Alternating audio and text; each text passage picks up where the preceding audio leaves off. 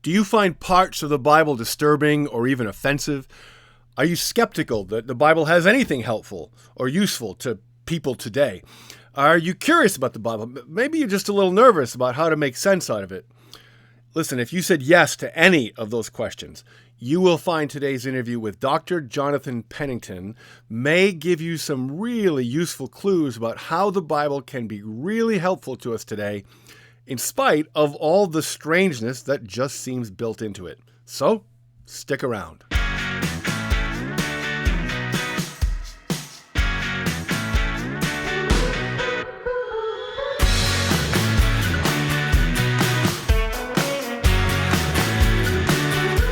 Welcome to the Hello Bible Podcast, produced by the New Hampshire Bible Society. I'm Dave Denis, the Executive Director of the New Hampshire Bible Society, and I'm also pastor of United Baptist Church here in Concord, New Hampshire. So our guest today, Dr. Jonathan Pennington, published a book earlier this year called Come and See, and I'm going to let him tell you about the book. But just kind of by way of preview, what struck me about this interview is how comfortable Dr. Pennington was in fielding some really tough questions about the Bible. I threw him some tough ones because I kind of feel like my job here is to ask some of the questions that my neighbors here in New Hampshire really want answers to. And I have to say, Dr. Pennington really delivered. And that's important because we cannot shy away from those tough questions. And I think that's really what Dr. Pennington was saying. We can't do that because the Bible doesn't do that. So keep listening as we have a conversation with Dr. Jonathan Pennington. All right, I'm here with Dr. Jonathan Pennington. And as usually my custom, I'm not going to say a lot of my introduction. I'm going to let him introduce himself. So Dr. Pennington, take it away. Hey, all right, that's great. Hope I get this all right. Yeah, good to be with you. Yeah, so I'm a professor of New Testament at Southern Seminary in Louisville, Kentucky. Been doing that for about 18 years. I'm also a pastor and have been in pastoral ministry for 25 plus years or so. My wife Tracy and I have been married for 30 years, and we have 6 kids, 6 young adult kids, and one of them's getting married in 2 days even. So our lives are rich and full. And before teaching at the seminary here, I did a PhD at the University of St. Andrews in Scotland, which was a great experience. And but I'm from Illinois originally, and like I said, I've been in and out of both academic and pastoral roles for a long time, and it's a joy to be here with you. Yeah, and of course, I first came, I will say, in contact with you, although you didn't know it, through your book on the Sermon on the Mount, Human Flourishing, I think, and Sermon on the Mount, which was very helpful to me in a number of ways. And then when I found out you had written this book, Come and See, about engaging with Scripture, I thought, what a great opportunity. And you graciously, agreed to talk. So let's start here. This is the question I always like to start with. If you're talking to someone about the Bible who may or may not know much about the Bible, what is the Bible? Yeah, it's such a great question because it's my whole life. I'm involved in it, and nobody's ever really asked me that question for a long time, and so I really appreciate the question. It's good to think about.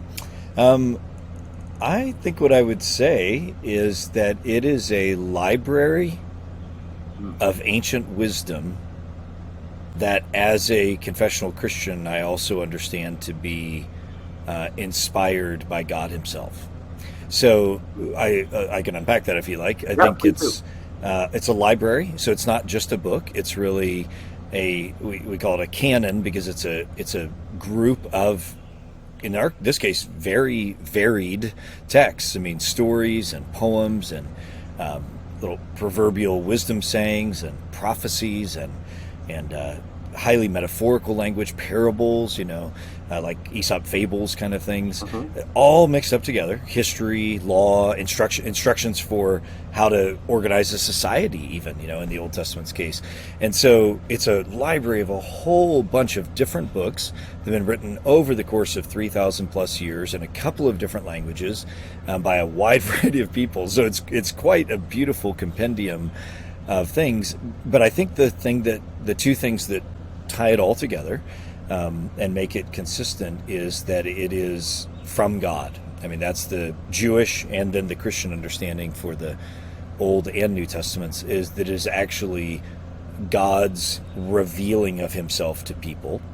And the second thing that ties it together is that its whole goal is wisdom towards shaping humanity to re-enter into the state of human flourishing that we're made for, but that we've lost, and that we know we've lost it. I mean, we feel it. And so, I think the thread that ties all the various parts of the beautiful library of the Bible together is this invitation from God himself to learn to see and be in the world according to how he is as our creator, because only then will we find the life that we long for. So that's how I would describe what the Bible is. I love that you start out with it as a library, and that you start out highlighting really the variety within that. And some people would see that as a bug, not a feature, like a problem. But you're talking about it as if it's actually a good thing. Can you talk some more about that? Yeah, I mean, who would enjoy, or who would want to have only one type of literature available to guide their life? That would be a really boring and horrible thing. Yeah. We need stories, and most of the Bible is story. 65-70% of the Bible is story.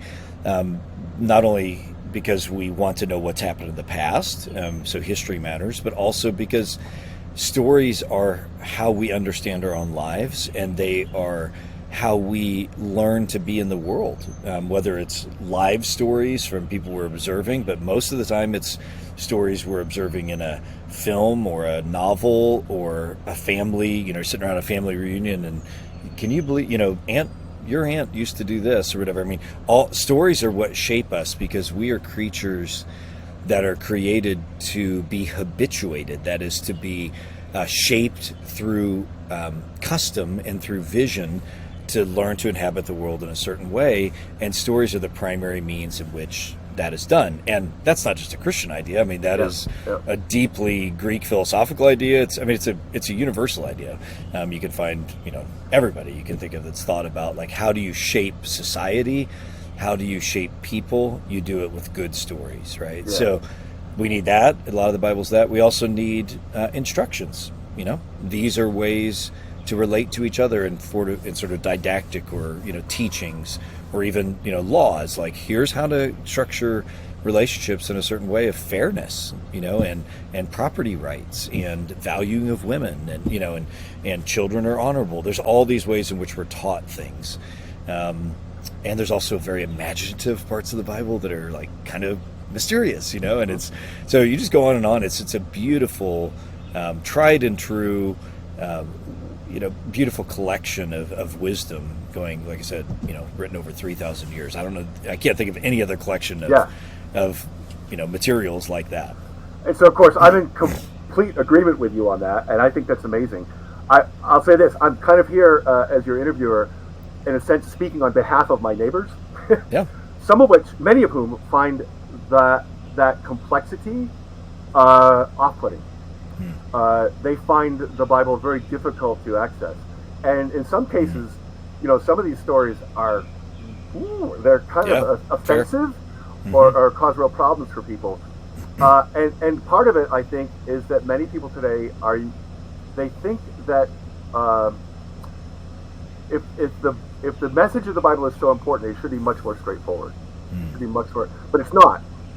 So, given though, and part of it's just the ancientness of it all, and the culture that comes from the complexity. So, with all that in mind, because all this is true, you understand it as much or more as anybody does. Why should people today bother to take the effort to read the Bible? Yeah, it's such a great question. It's so good to remember how odd it can be if you're not familiar with the Bible to think about it. Well, let me come at that at kind of a couple of ways. I've been thinking again recently about the fact that both Judaism and Christianity are such book-based religions, which to us maybe seems really natural, but a lot of religions have not been and are not book-based. The problem is a lot of them we don't know about because they didn't write it down. Right. You know what I mean? So like they take ancient Greece or especially ancient Rome, there were, so let's say contemporary with the New Testament, contemporary Jesus, first century Mediterranean basin, there were all kinds of religions that were had no writings. They were cultic practices. They were kind of mysterious fraternities or sororities, even in a sense. Yeah. There's all kinds of, embodied rituals that don't really have a cognitive or a thought part of it. But that's not what Judaism and then Christianity is. It has always been a written down, revealed religion. And why is that important? Well, because it gives us a comprehensive vision that is not just that's also been thought about and practiced in the same way for millennia. So it's not just based on kind of my very limited experiences with the world. It's instead this thing that can transfer universal wisdom across time and culture and space in a way that a non-book based religion never could. In fact, they always die out, is what happens. They just die out. So that's just the first thing to say. This is not just some kind of random collection. This is wisdom that has been around and believed in and practiced by countless people for thousands and thousands of years. So that this is not just a kind of like I said, a kind of random book you might find somewhere. So I think it's worth at least paying attention to. Just like if you go to a university and study philosophy, you're not just going to read kind of the latest paperback or something where the government comes up or something. You're going to read Plato's Republic, and you're going to read Aristotle's Politics, and you're going to read maybe the Codes of Hammurabi, and hopefully you'd actually read the Bible too, because it's a very ancient kind of political document as well. And it's because there are classics. There are things that are worth reading because they've stood the test of time. Now that's just speaking from a human perspective. Yeah. From another perspective, from the confessional perspective, in the sense of based on the reality of Jesus as a person, and especially as a Christian, I believe that he lived and died and rose from the grave, as crazy as that sounds to non-believers.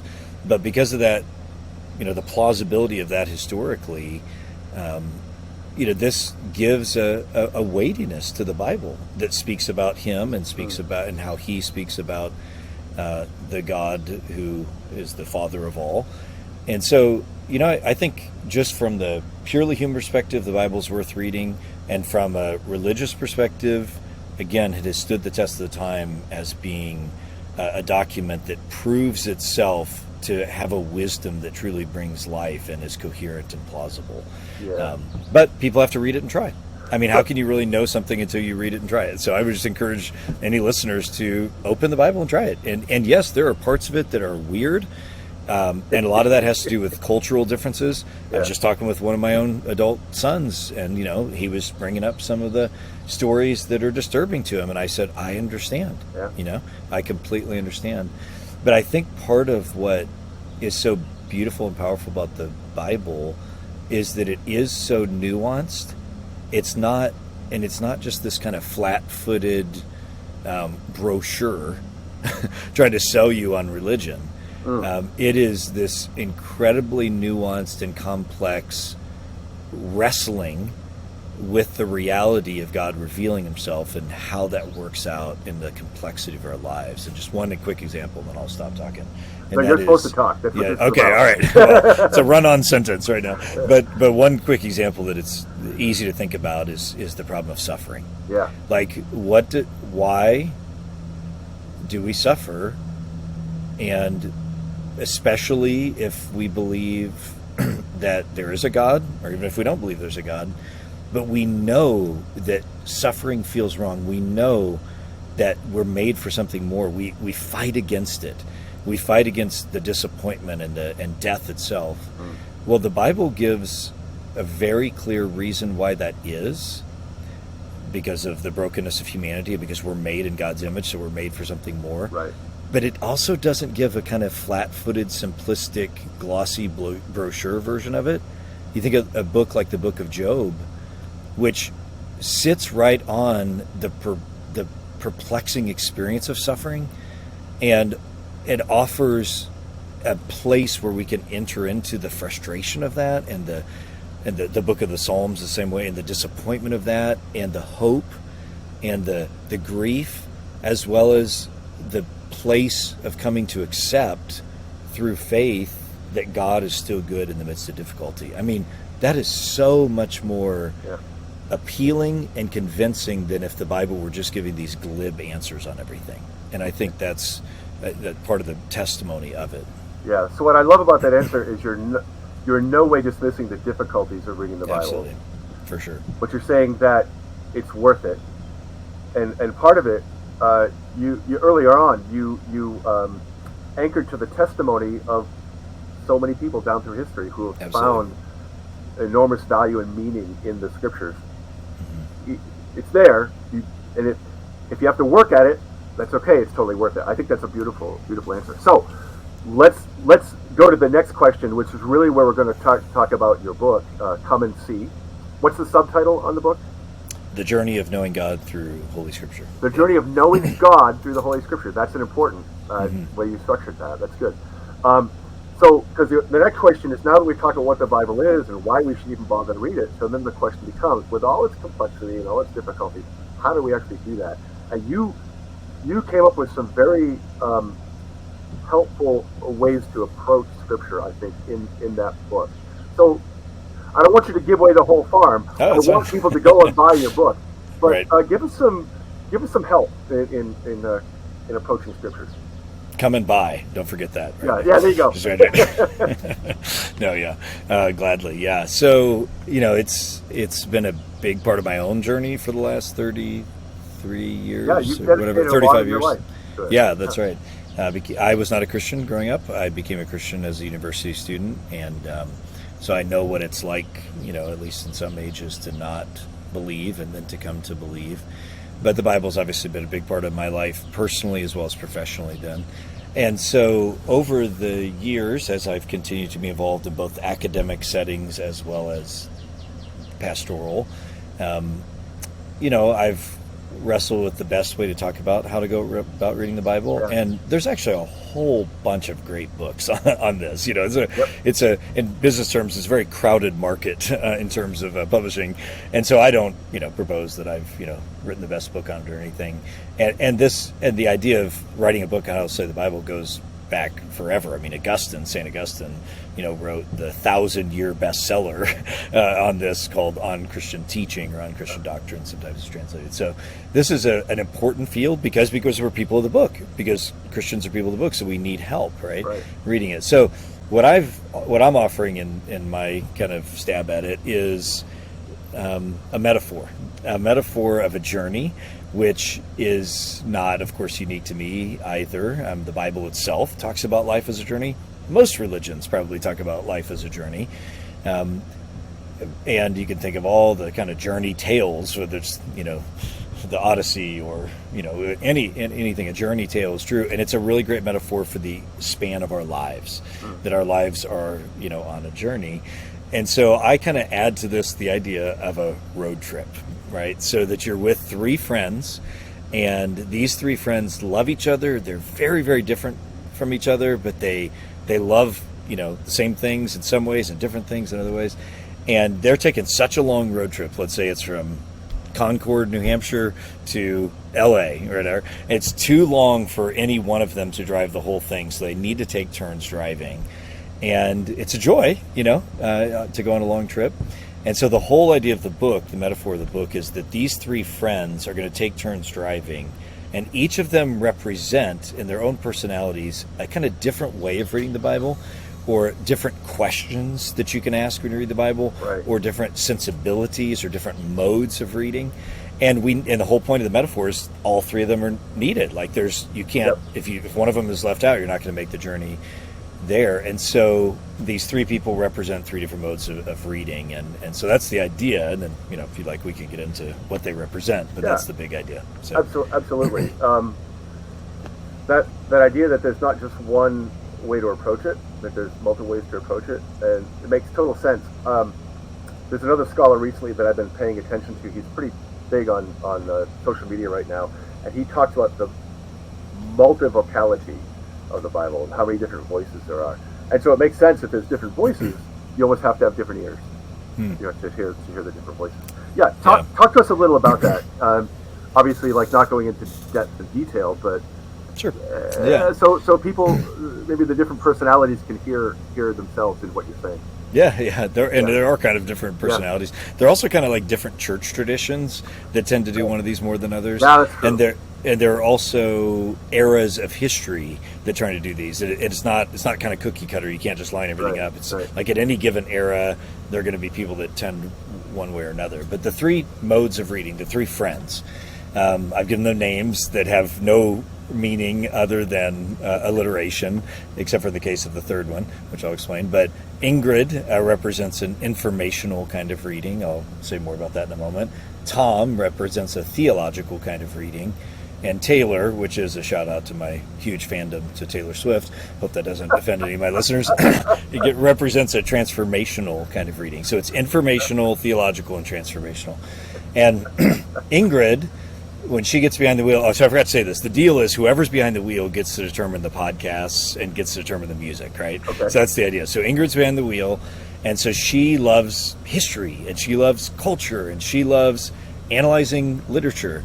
And so what Ingrid brings to our journey of reading the Bible is a whole bunch of skills that anyone can develop. That you don't have to have a PhD to do this, but anyone can become better readers of anything through these kind of skills, like historical backgrounds, like understanding that when you're reading a text written 2,000 years ago, there's things to understand about Greek and Roman culture or Jewish culture or ancient Babylonian culture, whatever it is, that are going to help you read it well. I mean, that's just natural, Right. Or how to analyze a poem, like that you pay attention to repeated words and you pay attention to how the thing is structured, and that matters. There are a bunch of other skills that go into this. In a lot of ways, Ingrid's just helping us be better readers, like we would of anything. Yep. And so she does a great job of really just saying, here's some things that you can do better to read the Bible well. And it's interesting. And some people love that stuff, and it's great. I like it too. They're into analyzing. I'm literally the son of an English professor, so it comes pretty natural to me to like analyze poetry and this kind of stuff. But it's a certain way of reading that is, as with all these friends, necessary but not sufficient. This great kind of logical category. It's like, it's really good, but it's not enough. And so Ingrid pauses, and it's time for Tom to get behind the wheel. And Tom, unless you want me to pause and you want to ask any questions about Ingrid. I was going to reflect on that. I came up in the church. I became a Christian when I was just a little boy. I was baptized when I was 8 years old. And man, church culture is the water that I've always swum in. So I know a lot of people who seem to think that the deal with the Bible was just learn as many facts as you could. And some of those were historical and all this kind of stuff. A lot of them would just be able to list off the doctrine. But I love that you say that's necessary but not sufficient. Mm-hmm. Yeah. Keep going. It's in some ways it's kind of a slightly different set of categories we use sometimes, but in some ways we could even call it a general hermeneutic rather as opposed to a special hermeneutic. That's kind of fancy sounding language, but define hermeneutic for yeah, sorry about that. Maybe I'm taking us down a side trip we don't need to. But just a mode of reading. And so a lot of the things that Ingrid brings or skills that you read with, Ingrid brings things that are just kind of general. Like you could apply it to a Wendell Berry poem or a Stephen King novel. I mean, in other words, a lot of the things she's bringing to us are things that we could helpfully use to read any kind of literature. Yeah. So, and they're therefore also helpful to read these, ancient texts that we call the Bible. So anyways, so that's Ingrid. She's super helpful. She's tired. She needs a break. And so Tom gets behind the wheel and he turns on a different set of, podcasts to listen to or whatever. And Tom represents a theological reading. And what that means is a number of things. One is that, as I was talking before, the Bible is not just a book, it's a library that is quite large and spans a long time. And so because we believe it is a canon, it is a set of documents that we believe is inspired and worth listening to, there's a cohesiveness to it all. So that's all positive. However, because it's so diverse and because there's so many different things going on over so much time, that we need to also be able to kind of stand above it and like connect the dots, right? And like see, how does this relate to this? And if this is all saying basically the same thing in a pretty nuanced and complicated way, what does this tell us about God, that he is the same one who reveals himself to Moses in the burning bush, and then also, you know, rescues his people Israel, and then he's also the one who you know, warns the people that Jerusalem's going to be destroyed because of their unfaithfulness. He's also the one that comes and speaks out of the voice of heaven when Jesus is baptized.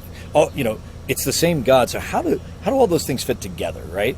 And a couple of different ways that we do that, and that was just one little example, is what we call biblical theology, which sounds kind of a weird term, but it just means where you trace how the whole Bible kind of runs together as one big story or big themes.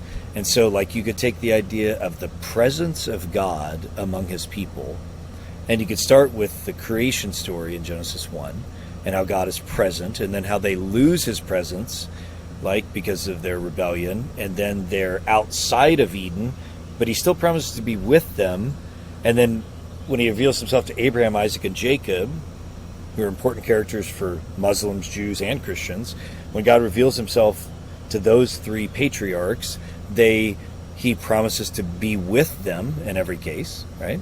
And then you keep tracing this through. He gives them instructions for a tabernacle where they can have this image of, not a golden image, but a symbol of him with them, and then eventually a temple, right? And then you get to the New Testament, and the New Testament understands that Jesus is God with us. He's given the name Emmanuel, and then he himself rises from the dead and ascends, and then sends the Holy Spirit, and now the church is the temple built together of believers. So that's just a quick version all the way to the end of the book of Revelation, where God returns and is present.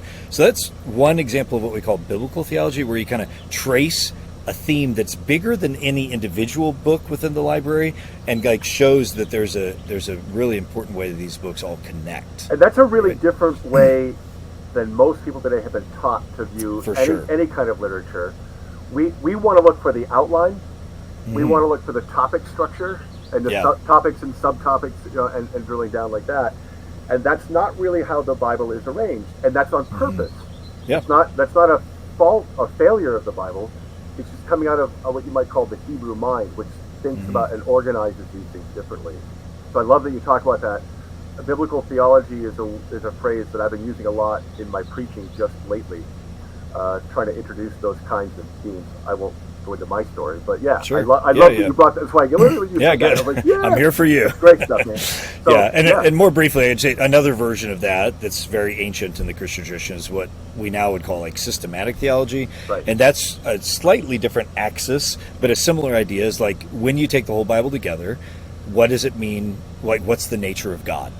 Does he have a body? Is he a spirit? Does he, is he angry all the time? Is he happy?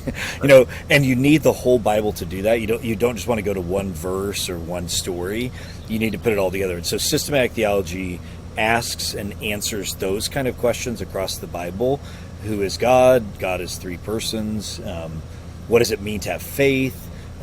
What's the role of doing good in our relationship with God, and a million other questions. What's the end game of humanity when we die? What happens? Like, again, you can't just go to one Bible verse or one Bible book for that. You need the whole library, and then you need people that are gifted and skilled to sort of ask that question and kind of put it all together. And so that's what theologians do. I know most people that don't read the Bible have no idea what a theologian is. It just sounds like, but that's what they do. They're trying to put together the Bible in a helpful way. So, and then there's, the final thing I'll say on this is that this is what the church has always done for 2,000 years. We have created what we call creeds, or sometimes we call them confessions. So many people may have heard of the Apostles' Creed, or confessions, meaning like a statement of faith, or a lot of churches today would just call it that, a statement of faith. So if you Googled, churches in Concord, New Hampshire, whatever, and went to their website, they would pretty quickly have some kind of statement about what they believe. Now, even if you took all the churches that say the same thing about the Bible, like, they say we are based on the Christian Bible. Okay. But even with all the ones that say that, and not all churches would say that, right? But all the ones that would say that, that's not enough, because you could read the Bible in some different ways. And so you'd want to know, like, what do you think about XYZ issue? And that's what a doctrinal statement is. And so Tom's whole point when he's driving the car is, Ingrid, awesome. Those skills you gave us are super helpful to read the Bible well, so that I don't just make it whatever I think, but I can actually, hear what the text is saying. Tom says, and that's awesome, we also need help. We need people historically and at the current time who are good at thinking about how all this fits together and can help us see that. And then maybe some of us will even learn to do that ourselves, so that we, pastors and theologians and others, will kind of say, here's something I see about how this all fits together. So that's what Tom offers, this kind of theological reading that's really important as well. Yeah, it's really cool. I love the illustration that came to mind as you were talking about systematic versus theological. It's kind of like how when you're building furniture, depending how you slice the wood, it's going to show the grain differently. That's great. And that's kind of what you're talking. That's kind of a good illustration of what you're talking about. You systematic slices it one way, biblical slices it another way. You'll still see the beauty of the grain, but you'll see different aspects of it. That's really good. I was just using my chainsaw to chop up some firewood, and maybe the analogy breaks down here, but it's certainly sliced better one way than another. And I don't know enough about wood. You probably do up there. I don't know enough about wood to know what was happening. I just knew that didn't work, so I'm going to cut it the other way. I was trying to cut a stump out is what I was actually doing. And so, there are different ways. Maybe you could tell me scientifically. It's not a woodworking podcast, so we won't get lost in the weeds. Okay, all right. But there's differences. Nice. So that's Ingrid and that's Tom. Let's talk about our third, who's Taylor. Taylor, thank you. That's right. How could you forget? Right. Well, especially since my daughter was really trying to get tickets to the Framingham Mass concert and wasn't able to do it. And I was able to get tickets, and I saw her in Tampa. Yeah, it was pretty good. It was pretty good. I think her 2 albums ago, she bought it in vinyl because we have a turntable. Oh, yes, she's very of course. About who wouldn't? Yeah, really good. So, tell us about Taylor. Yeah, so third leg of the journey is also really crucial, and that is, I think, to get at it is to ask the question ultimately, what's the purpose of the Bible? Really, what is the purpose of the Bible? And there's a lot of ways that can be answered from within the Bible. One way that the church has answered that comes from Augustine, again, one of the greatest theologians of all time. And he bases his answer, he calls it the double love, and he bases that on a really important thing Jesus says near the end of his life, when Jesus is asked, of all the commandments that God gave in the scriptures, what's the most important? And Jesus said, the first is clear. It's to love, not just obey, but to love God with all your heart, soul, mind, and strength. So our whole person actually loving and worshiping and learning from God where to find life and honoring him. And then Jesus says, and I'll tell you, actually, here's the bonus track, the deep cut, that there's a second one that's just like it that's also crucial, and that's to love your neighbor as yourself, right? And so those two commandments have been historically the most important thing that Christians have always valued. Have Christians always done a great job of that? Absolutely not, right? But that is what Christianity ultimately is about, is learning from Jesus' teachings and model as the Son of God incarnate to actually love God and love others. That's really at the heart of Christianity. And so through faith in him and how he enables that through his own sacrificial death, etc. So that is a great way to get at, and this is what Augustine talks about. He says, so at the end of the day, whatever else you do when you read the Bible, you might learn interesting historical stuff, you might understand who God is correctly or whatever from Ingrid and from Tom, but at the end of the day, you need to become, by God's Spirit, a different person. You actually need to be transformed so that we grow in loving God more and loving others more. Because if that's the first and second greatest commandment, then whatever else God is up to, it must be that ultimately, which I think is pretty impeccable logic. Like, I don't think you could do that. And so one of the famous quotes Augustine gives in his book on how to read the Bible from all those years ago is, he says, anyone who reads the scriptures and thinks he understands them, but by this understanding does not result in a greater love for God and neighbor, well, he doesn't really understand them. So in other words, Augustine makes it really clear that you haven't really understood the Bible unless it actually has this transformative effect. And this is why a big part of why this metaphor of the journey is so important for what I'm arguing here, because it's very easy, even for very sincere believing people, to separate off application or transformation as like an add-on, as like an additional thing to reading the Bible, something they might say is good and helpful, and you kind of see it like interpreting the Bible is what Ingrid does, and maybe what Tom does as well, but application's like a separate thing. But what I'm doing with this metaphor very intentionally is saying, we need to kind of blow that whole model up, because you really haven't interpreted it unless you've applied it, right? Based on this idea that the whole goal of the Bible is that we might become more like God. There's other ways you can answer it for the Bible, that we might be conformed into the image of Christ, who is the exact representation of God, because we have the image of God in us that's broken. You could talk about training in righteousness, 2 Timothy 3:16, 17. There's lots of ways, but I think the double love is about as good as any. And so that's the whole point, is that you and I, when we read the Bible, need to be asking a set of questions that are a lot more personal, that are not just in our heads and not just historical or theological information, but actually saying, how are these bad things that I learn about in the Bible true of me?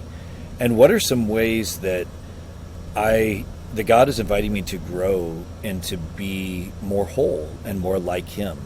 And without asking those questions, all the other stuff we might do is really trying to get from New Hampshire to LA and stopping in Nebraska. My apologies to any Nebraskans, but it's not quite as exciting as New Hampshire or LA. And so it's really, that's fun. Or Kansas, that's right.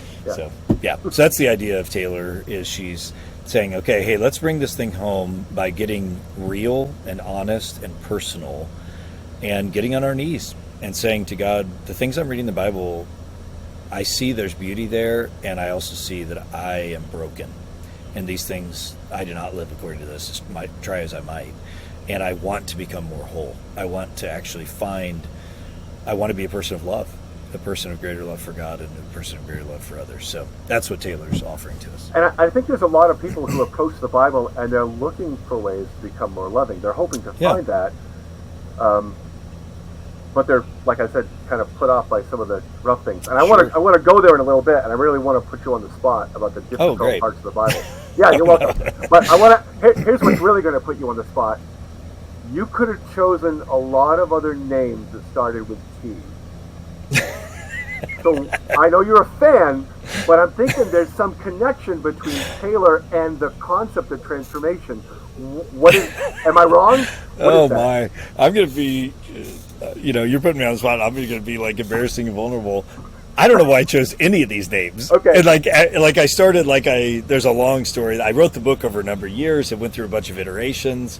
It was kind of a book I had on the back burner because I've written a lot of other stuff and I'm doing a million things.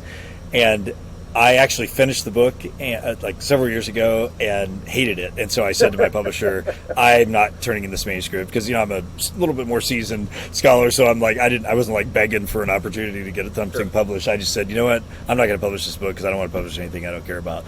And they were like, it's okay. It's cool. And so I just let it sit for a while. And then I just kept wrestling with how do I want to, I didn't have the metaphor of the journey. That was the point. I mean, I had all these different kind of versions of things. I had a Canterbury Tales version of it one time. I had all these different things. But then I finally said 3 friends on a road trip. And so I feel like kind of once I got to that point, I was kind of tired. And the book kind of came together pretty quickly then because I had all the materials. I just needed to kind of reorganize them. And now looking back, I'm I should have spent a lot more time thinking about the names because I don't even like the name Tom. I don't even like it. Sorry for any Toms out there. It's just it would not be my first choice.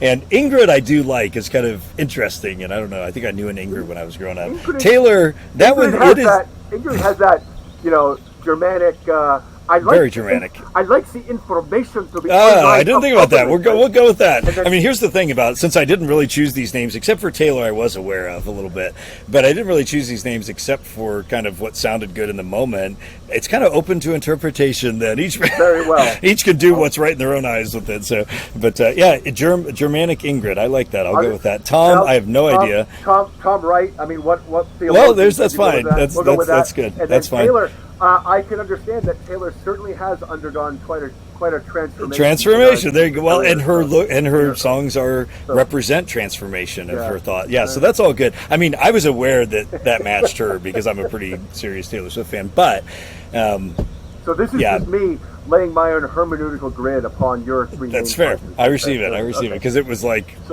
I could have done better for sure. So let's go back because we have a few minutes left, and I want to really lay this one on you. Let's imagine I'm a guy who has read the Bible and it has really ticked me off. Because how can people? I mean, there's genocide. Yeah. There's sexual assault. Yeah. There's slavery. Right? There's people lying and cheating and stealing other people. And this is in the Bible, like we're supposed to do this? What is that? So when somebody comes to the Bible and they see that, and this is I think this is true of a lot of people. They read those kind of things in there and they're saying Christians are holding this up as something that would how does that fit? And how does that fit into the road trip? Right? What are you supposed to do with that? Yeah, so good. Such a good question. Yeah, I think I'd say three things. First, to whatever degree Christians have held up the Bible in a way that says everything in here is just like a direct command to do. Like maybe we never say that, but that's kind of what we communicate. Yeah, is misrepresenting the Bible because it's not. Everything's not a command. To all these horrible things you just mentioned. This is what makes the Bible real. What I was saying before is like it represents the complexity, the brokenness, the redemption, the hope of what it means to be human. Like it is not a fairy tale. It doesn't read like a simplistic once upon a time boy meets girl, boy loses girl, boy gets girl, they live happily ever after, because that's not how life is, right? And so a lot of the things in the Bible are not commended by God. They are retold to show how God is different and how humanity is broken and in need of redemption. So that doesn't solve everything, so I'll be quick to say that, but I just want to say a lot of it is that. And I think for people that don't know the Bible, when they hear Christians talking about how important the Bible is, I can understand that that could be misunderstood to mean everything that happens in the Bible is cool. No, that's the whole point of the Bible. The world is messed up. And we know that it's messed up, and we need something different. We need God himself. So I don't think the problems in the Bible, the bad stuff in the Bible is a testimony against it. I think it's a testimony to its reality, that it's not some made-up, glib brochure fairy tale again. Whether it's personally, like the problem of evil, or corporately, like why do bad people do bad things, and how do we process that? In the middle of the Bible, you have this whole book of 150 songs that are even better than Taylor Swift songs that actually enable you to enter into the entire gamut of human emotions: joy, anger, disappointment, confusion, hope, love, peace. Like every emotion that humans experience individually and corporately, the Psalter represents people praying these things to God. And I mean, that's just such a testimony to the reality of what's going on. This is not just some kind of made up thing again. So that's the first thing I'd say. Now, I said I had three things. Now I got to remember what they were. The second thing was, awesome, putting myself on the spot here, is that, I remember the third thing. Dang. Let's go to the third. Yeah, okay. The third is, it's probably in some ways the most important. And that is that, kind of segueing from the emotions discussion, the response we have to the Bible or to anything, to talk about God or going to church or our parents who were religious and maybe we're not or whatever, the response we have, especially the intensity of an emotional response we may have negatively against it, that's an invitation to pay attention to what's really going on inside of us. In other words, that this, if someone reads the Bible and feels angry, which is okay, or especially I think it's probably more like, as somebody thinks about church, I bet there's some parent or uncle or somebody they maybe not personally know that was like a really bad example or did really bad things in the name of religion, and that certainly happens. And I think those negative emotions can be used as a gift to say, what is this brokenness in the world, and honestly in myself that I see as well, that these negative emotions, which if emotions are really just kind of chemical reactions or the function of macro, biological evolution, then they're really meaningless, right? Yeah. So, and this is what some philosophies would say in the ancient world today is like, just get Buddhism or others, just get rid of all emotions because they are the source of your pain. Like, if you have emotions and you feel bad about life, well, that's your own fault. Just get rid of them all. Stoicism, Buddhism say the same thing. Where, as opposed to, what if we said, the reality is these show us our brokenness, and they show us the brokenness of the world, and we long for something more. And so to embrace those as opportunities to say, is there a God? And like, why do I long for something different? Where would that come from? And maybe the Bible is actually offering me a way to think about things that I hadn't before. So I don't know. I had three things. I can't remember the second one, so sorry. I'll think of it as soon as we hang up, probably. That's really good stuff. And I think the important idea is that, I'm sure you've heard this, the difference between being descriptive and prescriptive, right?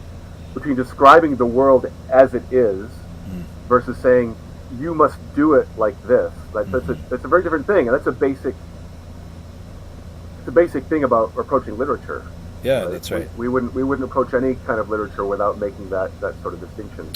I think that's right. And the other aspect of it, kind of getting back to what you said from Augustine, this is how I don't know who first said it this way. I'm sure you've heard this before. It's not necessarily so much about how we read the Bible, but it's about letting the Bible read us. Yeah. And that's kind of when you're getting to the transformational part, and even dealing with the difficult parts of the Bible. It irritates us, or bothers us, or frightens us, or offends us. That tells us something about ourselves. That's right. And the world we live in. And then maybe... And what we long for. Yeah. And then maybe, this is implicit in, I think, what you've been saying, being able to take the whole story and look at the whole thing, because that tells us how to deal with the evil that we find in the world.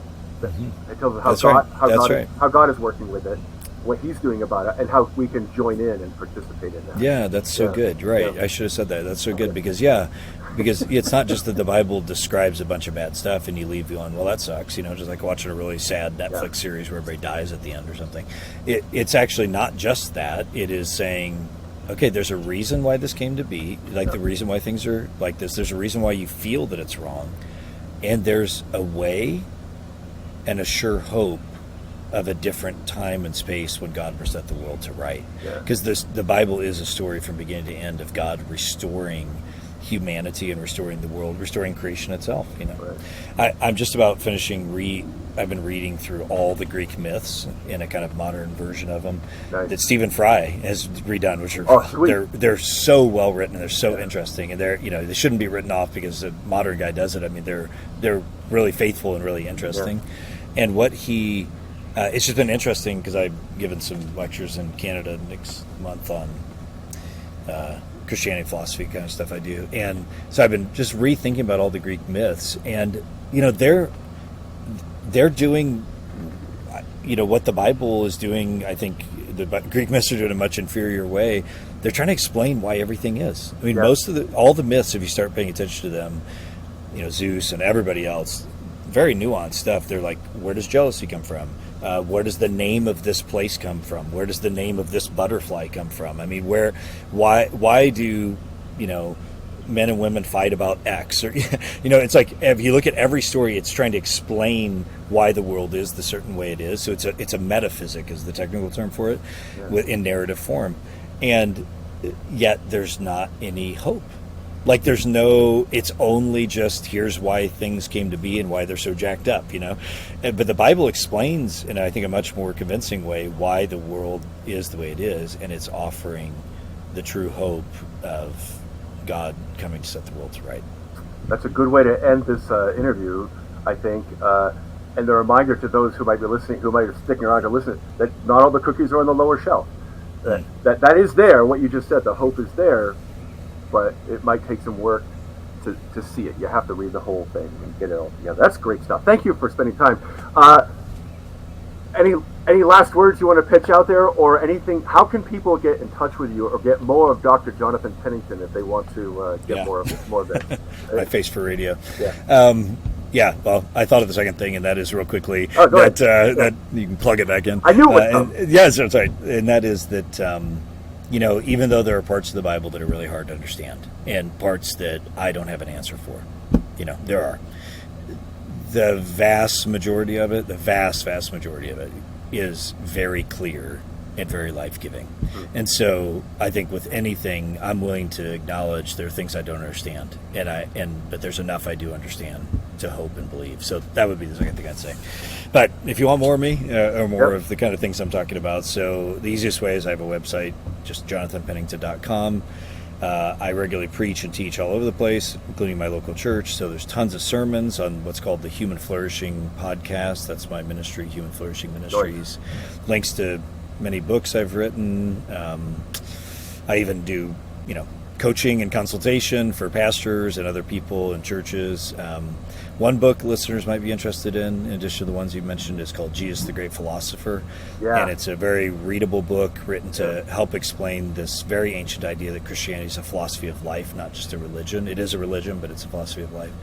JonathanPennington.com, and on social media you can find me as well. So, maybe next year, if you have the time, we can talk about that book, because it's the philosopher, because I think that's another great entry point into the Bible and the Christian thought. To that direction might be really good. Well, Thank you, Dr. Jonathan Pennington. It has been great. I've learned a ton. I really enjoyed talking with you. May God bless you as you go. Thank you. Likewise. Thank you very much. Well, that is our interview with Dr. Jonathan Pennington. And if you get nothing else from that conversation, I would just urge you to meditate on two things. One, the Bible is complicated and it is challenging, but do not let that put you off. Because the fact is, many of the most worthwhile books in the world are challenging, but the payoff is huge. So rather than put off by the size or the complexity or the weirdness of the Bible, find someone to read it with. Not necessarily a Bible teacher to teach you what it all means, but rather just someone to be a companion with you on the journey. I will say Dr. Pennington has been, he didn't know it, but he has been a companion to me at times through the books that he's written. But there are other people that I actually will go out with and share coffee or share a meal, and we just talk about things we have read in the Bible. And just the act of talking that through with someone and hearing their perspectives, I never get up from one of those sessions without carrying away something useful. And I'm confident that you'll have a similar experience. Now, number two, remember that when we read the Bible, it's not about amassing a collection of facts or getting all the doctrine just so. Those things are important and necessary, but they are not sufficient. The ultimate purpose of reading or studying the Bible is personal transformation that makes us more like Jesus. Let's remember the quote of St. Augustine to which Dr. Pennington referred. St. Augustine said, "Whoever thinks that he understands the Holy Scriptures, or any part of them, but puts such an interpretation upon them as does not tend to build up this twofold love of God and our neighbor, does not yet understand them as he ought." If we really understand the Scripture, it's going to lead us to greater love and care for those God has placed in our lives. Just take that home with you. Finally, just a brief note to our listeners from New Hampshire. Those of you who are from around here may have noticed that our guest did not know how to pronounce the name of our fair city, and I didn't correct him during the interview because, that would have just been rude. But after we were done, I did